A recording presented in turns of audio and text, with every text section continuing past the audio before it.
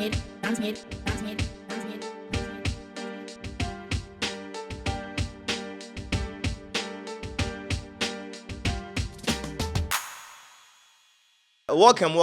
to Free Your Mind. Another episode today on In the House. Thank you for coming in. We appreciate you a lot. I'm your host, the one and only Danny Ampon, the one and only Mr. D, Mr. Anima everywhere. I'm here. We have one realtor in the house today, Adi.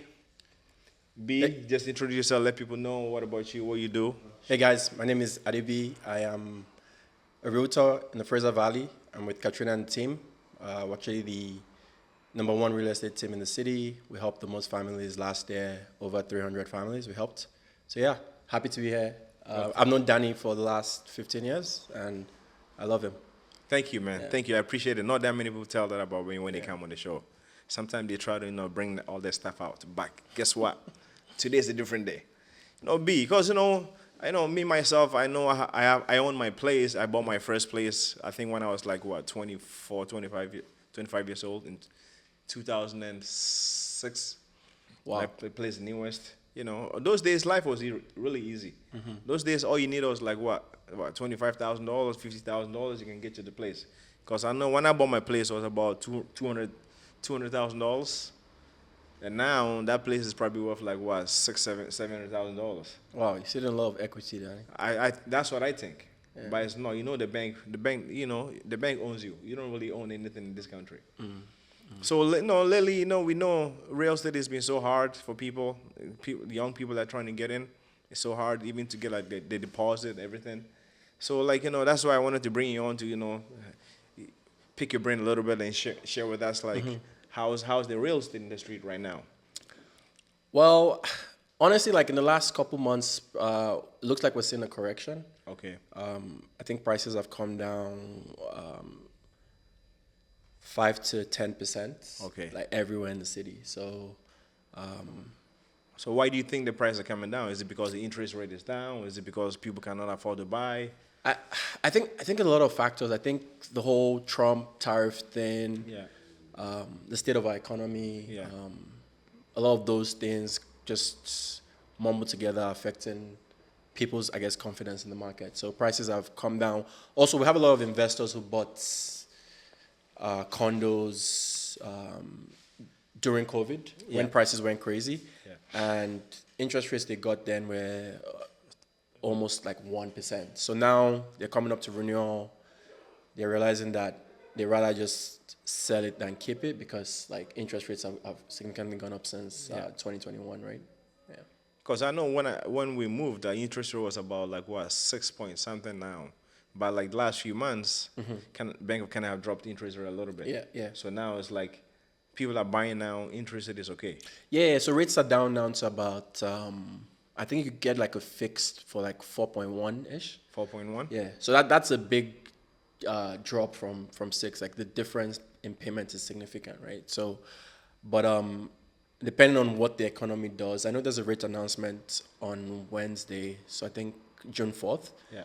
And I think predictions are that they're probably just going to hold rates because of the tariff situation and stuff. The tariff situation, but also the GDP report came out last week or 2 weeks ago that it's better than what we thought. The economy is better than what most people had predicted. So it's a double-edged sword because if Bank of Canada keeps dropping rates, right, inflation, right, they have to be worried about inflation. Inflation goes crazy again, then we're back to where we were 3 years ago. Okay. Yeah. So right now, I know for new people, for young people trying to get into the real estate market, how hard is it? It's difficult, right? I mean, especially where we are, right? Yeah. Compared to Calgary or Edmonton. I think for most people, I think what I always tell people is that start small. Just because you want a 2-bedroom or a townhouse doesn't mean you have to get it right away, right? Which is true. You true. could always just start with the 1-bedroom, and a lot of people I've helped over the last 1 year, they got a 1-bedroom. It's still hard to save up. You still have to save about 25K. Yeah. And that's hard to do. This is 25K for first-time buyers. Or depending on where you're trying to buy. So if you're trying to get a condo, 1-bedroom condo for $450K, Where can you get a condo for 450K right now? Oh, you could in Surrey. In Surrey? In Langley also, in Maple Oh, really? Ridge. Yeah, yeah. Yeah, it's just on this part of town. If you're trying to get something in New West, Burnaby, Vancouver, obviously prices are more expensive. But So yeah. so for somebody that's trying to get a place for $450,000, what percentage do they need for down payment? It's 5%. 5%. 5% is the minimum amount, If right? if you're gonna live in it. Yeah, if you're gonna live in it, yeah. But if you're not gonna live in it, what percentage do you need? If you're getting your second home, then you need 20% down. Okay. Yeah. Okay. So if it's an investment, then it'll be 20. If it's a second home, yeah. So most people that you've been meeting, right? Who's been, because I was on a podcast a few weeks ago, and then we are talking about this same issue. Are most people saving for their down deposit, or coming from their parents, coming from their relatives, or like most of the people that you've met so far, you've been helping? How where are they getting there like first time? So as the realtor, you don't really know people's finances that well, because I'm not the mortgage broker of the bank. Okay. Right? But I mean, it's half and half. Like, I mean, sometimes clients disclose, but I mean, at the end of the day, it's not really.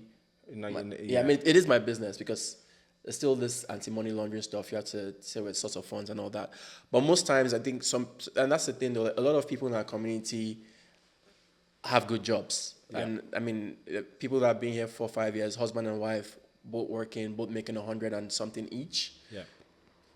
They could easily save up a down payment. I mean, I just helped, actually 2 families moved into their places this last week. Okay.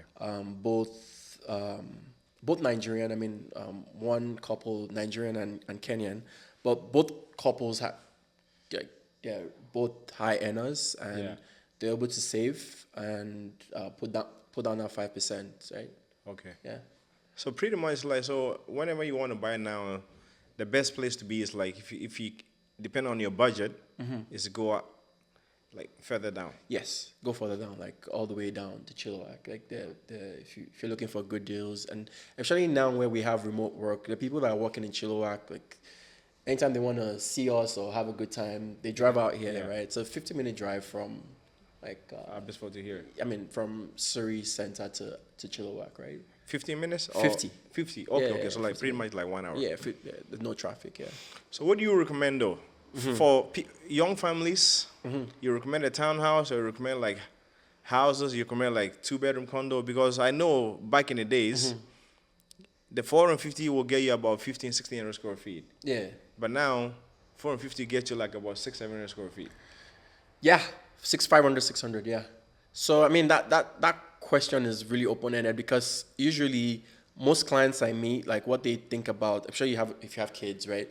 And you're working downtown, or husband is working remote, wife is working somewhere, it's accessibility. So can we get to the SkyTrain?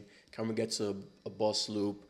Where are the kids going to school? All of that. Daycare is also important. School districts, also very important. So if you have the money to get detached, because the thing about BC, Vancouver, it's the land that appreciates. So if you get into a detached, property appreciates, your detached is going to appreciate more, right? But obviously, it's all about what you're also pre-approved for. So if you're only pre-approved for townhouse or condo, just get that. Just get into the market, because at the end of the day, if you don't get into the market and you have the money, your landlord you're paying your landlord 100%. All the money, he's using your money to pay his own down payments, right? Yeah. So that's the way you should look at it. Yeah. So pretty much, like, me, I always tell people that if you're willing to rent, you might as well just suck it up and save 2 years or 1 year, and then buy yourself a place. Because when you're paying your rent to your landlord, you're building his equity, not yours. Yeah, exactly. If your landlord kick you out, you're just taking your bags and going. But if you're putting into your own equity, pretty much like you're building yourself, building your family, building equity for your kids. Yeah. So people that don't know, are you able to explain them a little bit why they shouldn't get into the real estate, and what are the importance of it for later on in their life? Yeah, so it's not just about, I mean, some people, like, I have some clients ask me like, oh yeah, if I invest in the stock market, I'll probably outperform what the market in Vancouver would do for the next 20 years, because the market has gone crazy in the last 15 years. It's probably never going to do again. But buying a home like a home that you're going to live in, it's not just investment. A home is a home, right? Yes. There's going to be so many memories there.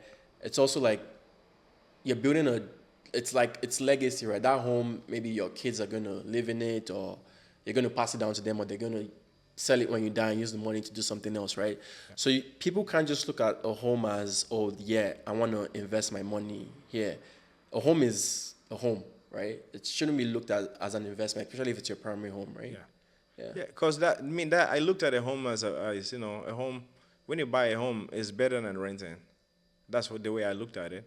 But some people see it differently. Because sometimes I try to give these young guys advice. I'm like, hey, if you're renting, why don't you just buy? And most of them will say, why do I want to be stuck to like a mortgage for like 30 years? So for people like that, what advice do you have for them? What would you tell them? Uh, I mean, I'll pretty much tell them the pros and cons of buying a home. I think if you calculate how much you pay or you would pay in rent over a 25 year span, I mean, people always forget that rent doesn't stay the same, right? Yeah, it's true. Rent literally goes up with inflation. So how much are you going to pay towards a rent, two-bedroom condo downtown for 25 years versus putting a down payment and paying towards your own equity, right? Yeah. And I mean, also like the stress of moving, like moving is like one of the worst things in the world. So like your landlord can wake up one day and just be like, hey, I want to sell the place. Obviously, yeah, you have 3 months. Yeah. The landlord actually has to find someone to buy it, and then they'll give you notice and all of that. But then you don't want all that stress when you're in your 50s, right? Yeah. Do you get what I mean? So that's what I'll tell them. But at the end of the day, people decide what they want to do, right? Yeah, because I always recommend everybody, like, it's good to own. It's never a bad idea. But on the flip side, like, you don't want to be house poor, right? So you don't want to buy a house, you just want to get into the market because people have told you that, oh, like, yeah, you should buy a home, buy a home. But then you want to make sure that you can actually carry all the cost of home ownership, because it also comes with, you have to pay your strata. If you're living in a strata place, you have to pay your strata bills, you have to pay property taxes. Like, you have to weigh all of that and decide if that's the best thing for you, right? So what are the stuff that people don't know before they get into it? So if you can explain to the strata fees for them, from owning a townhouse, owning a condo, and owning yourself a home. Reason why when you own a home you don't pay no strata fees, and the reason why you pay strata fees. Yeah. So if you buy a strata property, so usually a condo, a townhouse, they're all stratified. You're pretty much sharing amenities and snow removal, all of that. So, I mean, your first question was, what are the hidden costs of home ownership? I would say it's strata fees, property taxes, home insurance. Those 3 are probably what make up most of the costs that people don't know about. And you're looking at like another extra 1,000 a month, roughly, plus your mortgage, right? Yeah. Yeah. So what are the steps usually people have to take before they can get a home? I think the first step is to get your pre-approval, knowing what you're qualified for. Now, just because you're qualified for 500, let's use $1 million. Just because you're qualified for $1 million doesn't mean you need to buy a home that is $1 million. You could decide that, I only want to buy a home that is worth 500,000, because if you're pre-approved for $1 million and you spend $1 million, just means that your monthly payments would be a lot more than if you bought a home for 500,000. So that, I mean, to answer your question, the first step would be to get your pre-approval to know what the bank, the lender will borrow you. Next step would be to talk to a realtor, talk about your needs and wants. And what most people don't realize is that you think that you want blue, but then you realize that it's actually red that you want. And the only way to actually know what you want is to start looking at homes. So start looking at areas. Like, there's a lot, especially for families, a lot that go into deciding what neighborhood that people move into. I mean, those are usually the first steps. So you start looking at homes, and then when you find a home that you like, that's when we put in an offer. Okay. So, and usually that's where we actually start working seriously for you in terms of negotiating on your behalf. A lot of people don't know that in the contract, there are actually like clauses there that protect the buyer. So they're subject to inspection, strata docs, just to make sure that you're buying something that is good. And all of that is done, then the first time you actually spend money is when you do inspection. Okay. And usually we make sure that the inspection is the last thing in the subject removal period. So the inspection is usually about $400 to $500. Yeah. And once we remove subjects, then that's the first time you put out your deposit. Deposit can be any amount really, but usually it's 5%. Okay. Right. Yeah. So those are the steps to home ownership. So, what about? Because I know right now, Vancouver is crazy. Yeah. People that don't want to move because of the weather situation, or maybe because you build a family in certain areas. When you say Vancouver is crazy, you mean like costs? Yeah, cost Yeah, in BC is very crazy compared to like Alberta, Yeah. New Brunswick, Saskatchewan, Winnipeg, So some people that get so accustomed to it, wanting to live here. What would you tell them? I mean, I have these conversations all the time. See, so the thing about it is that like, some people want yard, Yes. and they want to grow up with their kids running around and all that. If that's what you want, and you don't see yourself being able to, because average home in Vancouver is over $1 million, $1 million, right? yeah. If you don't see yourself spending that kind of money, then your options are to move, Yeah. right? Or to just keep renting, right? So, I mean, if that's the life you want and you see yourself that you really want to own a home, but you can't afford prices in Vancouver, unfortunately, then maybe like Calgary or Edmonton or elsewhere in the country is best for you, right? But then there are also people that, there are a lot of people that move to Calgary and move back, right? I realize that the weather is not conducive for them. That's too, true. right? That's true. So at the end of the day, it's what works for your family and what will make you happy, right? So at the end of the day, if whatever makes you happy, if it's a house that really makes you happy and you are only pre-approved for 800,000, then yeah, maybe Calgary is the best option for you, right? Okay, and then another thing I want to ask is, see, when we said something about detached homes and condos and stuff, does condos these days comes with like a mortgage, like mortgage subsidy, like like a rental unit downstairs that can subsidize your mortgage, or is it mostly like houses and detached homes? It's usually detached homes, but then I've seen that they've started building some condo buildings and also townhomes that they're creating like a space and have like a separate entry where you could rent it out. So they started new developers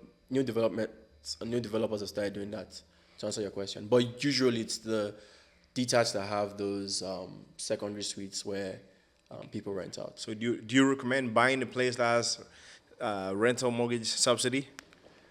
Yeah, I mean, at the end of the day, like that in BC, that's what most people do. Like to qualify to get The mortgage.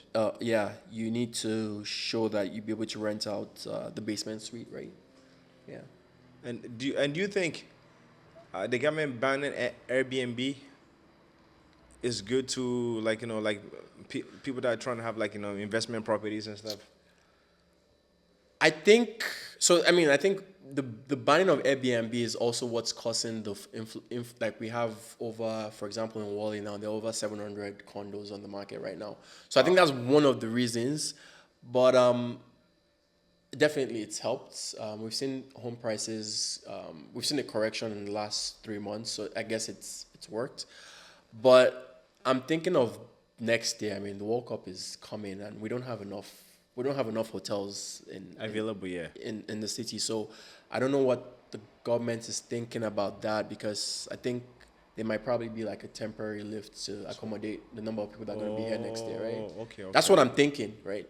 But I think the ban on Airbnb, to answer your question, has been positive to correct prices, because prices have come down significantly.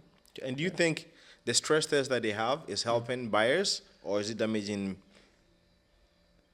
That also is a double-edged sword, because on one hand, it's ensuring that us as buyers don't overextend ourselves. Okay. But obviously, on the other side, it's also limiting people's purchasing power of what they can afford, right? And But also, I think, to answer your question, I think it's a good thing. you think so? I think it's a good thing I think it's a good thing. And you think the homes that are building now and the homes that are building, like, let's say 10, 20 years ago, which one is better? Because now you see all this development. 6 months they're done, and you go in there and you find all these deficiencies all the time. So, to answer that question, it's a tricky question. So, homes now, current day homes are definitely more energy efficient. So, I think that obviously that's a good thing for the planet and for us, paying less hydro and all of that. A newer home probably pay less hydro than a home that was built 15 years ago. But obviously, on the other side, developers are using more cost-saving material, labor, and all of that. So the quality of builds now may not be as good as they were back in the 80s, where people took their time. And also, I think another thing that COVID really brought about was there's a shortage of trade workers also, and I guess it's just a generational thing where a lot of people don't want to go into the trade, so they're also that's also impacting the quality of homes that we're seeing today, right? Okay. So and this is my major question. What does mortgage broker like? What do they do? What does mortgage broker help? With purchasing. Yeah, they do a lot. So the first thing I'll say is that there's a mortgage broker and there's a mortgage specialist, right?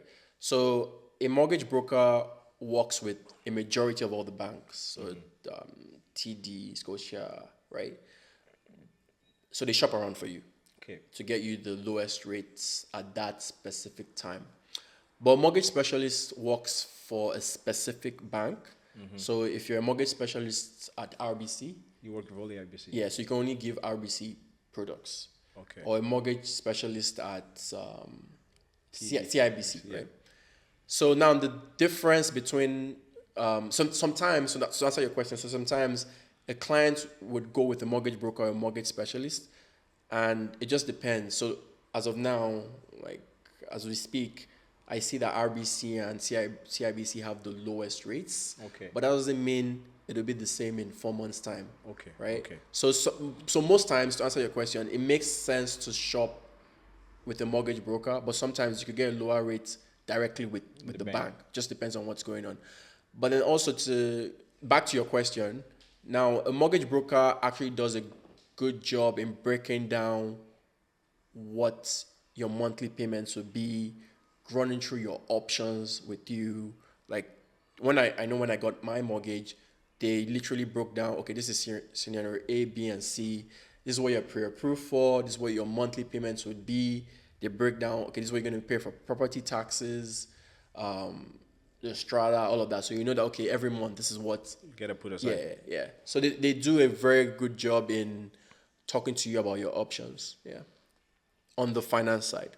And another thing is sometimes how about the builders? Do you have to check their history before you buy from the builders to see what they've done in the past? Because I know some builders, you see their building, it looks so nice, but then you see the previous one they built, there's always something wrong. Yeah. And you see the next one, something wrong. So what do you recommend about when it comes to stuff like that? Yeah, 100%. I think builders' reputation is actually, if you get into pre-sales, it's very, very, very important. We've seen a couple of developers in the last 6 months have issues with financing. Even a lot of projects are not even Built. Yeah, they don't go through because they folded, right? Because of economy, like interest rates and all that. So going with a reputable developer is very, very important if you're getting into pre-sales. Because you don't want to get into a pre-sale this year only for them to start telling you stories in 2 years' time, right? Because I heard about the one in Surrey. The project kind of got abandoned. The people they couldn't pay the bills. Yeah, and they owe all these people money. Yeah, it's not just Surrey, man. It's everywhere. Yeah, it's Burnaby too. It's everywhere. Wow. Yeah. I didn't know that, honestly. I didn't know till I read about this like a few weeks ago that some of the builders have problems. Builders are going down, and then they took everybody's money, but they cannot pay back. Yeah, but I think all those cases will be in court. But I think most people will probably end up getting their money back. But it will take a while. Yeah, it will take a while. Yeah. So what is the difference between buying a pre-sale and buying it already built? So pretty much a pre-sale, you're literally buying Nothing. piece of paper, right? Yeah. But I think the advantages of getting into pre-sale. So you're buying, for example, something that's going to be built in 2028. Yeah. You're buying it today, and you don't have to be pre-approved today. You could be pre-approved today, but then if you decide, you could be pre-approved in 2028, right?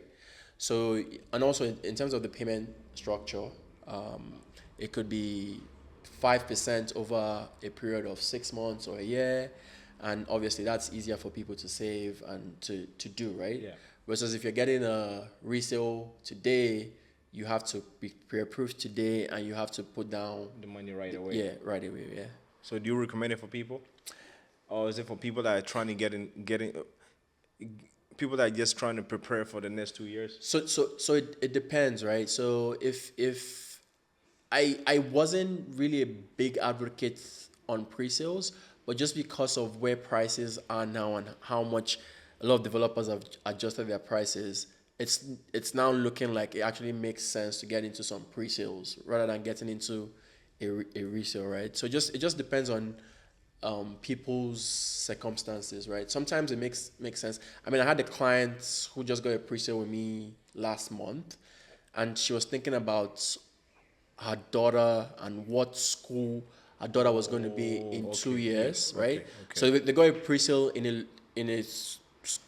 an area where the school district is good, right? And they're going to move there because the pre-sale is going to be completed May of 2027, Okay, right? okay. So in that situation, it made sense for them to get into a pre-sale because she didn't have, I mean, she had the money to get a resale right now, but she didn't want to move to that area because her daughter is still in elementary and she's going to a different school in a different area, right? okay. So that it just depends on people's circumstances, right? So why did you become a realtor, B? So honestly, like during when I had my first kid, I'd already started. I was working for a consulting firm downtown, and I already registered for the UBC stuff. I was planning to do it part time and do work. But then I had my kid. I took the whole 5 week paternity leave because my work allowed us to do that. And then when I went back to work, it wasn't just the same. And then I ended up getting let go at work. But then, but I